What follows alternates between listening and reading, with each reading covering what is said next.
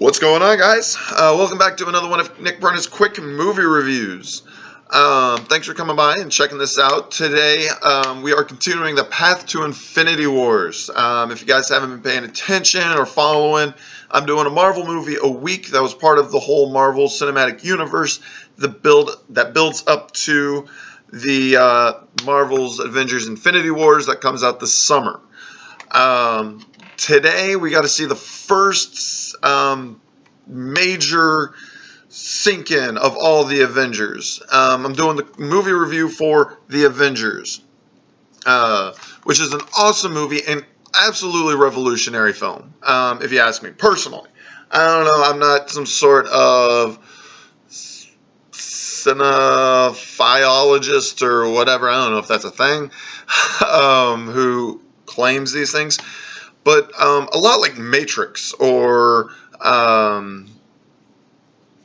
Wizard of Oz, I guess, where before they came out, there were certain things that just were never done. Avatar with 3D type stuff.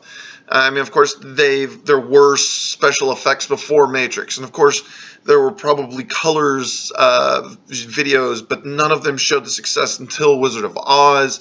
None of them showed them the success of what special effects could do till Avatar. 3D was brought to another level with like Avatar and stuff like that.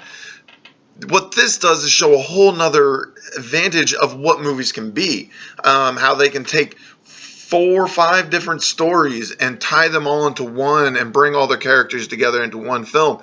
And seeing that it's the only one that has done it in success so far, and sure there have been sequels, and sure there have been stuff like that, but I mean, Star Wars is trying to build up this whole Star Wars universe and following this Marvel universe type thing now. DC is trying their best, but they got Zack Snyder and they're failing miserably because of that.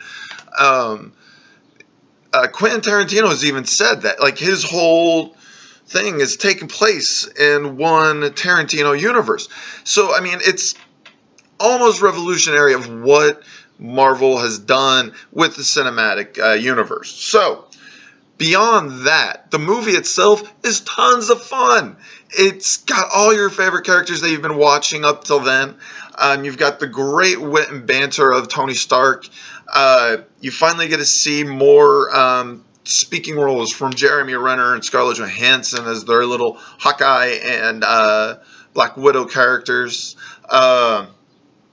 Thor comes in and has less dialogue than usual, but he does make his speaking points. And in all honesty, this is more of a push for the Agents of S.H.I.E.L.D. than anything else. Like, because you see more character development of Agent Coulson, whatever her name is from How I Met Your Mother, who's just so happens to be a character in this. They do awesome job of really dialing it on them. And I'm still trying to figure out, and then you see, the dark faces of who's in charge of S.H.I.E.L.D., and then you find out later on all the people later down the road, but it's still a very fun movie. And the best part about it is it was something the Avengers needed to be a part of. It wasn't like Iron Mongrel, so just Iron Man needs to fight him. Or it's not like, it was just Loki. It was Loki with an army. A whole army of these aliens that, Thor was going to need help with no matter what. And this was a perfect opportunity to bring in multiple superheroes to fight these bad guys. The reason why I bring that up is I don't know how many people saw the new Justice League movie and realized that this villain could have probably just been defeated by one of these superheroes. They didn't need all the help together to destroy it all. It seemed like a minor villain for a major group. This was a major thing that a group needed to be a part of. So that's kind of what made this movie work in my aspect. In my eyes, is how I saw it. Not to mention, I think it's got one of the best scenes, after credit scenes with the shawarmas. I love shawarmas. Great call out there. So, I started rambling. Sorry about that, guys. From a scale from Paul Rudd to 10, this movie is definitely a 9 on my list. This is one of my favorite films to watch if I'm ever bored or sick. I plug it in. I just have fun with this film. I really enjoy this movie. So, subscribe if you guys are enjoying these.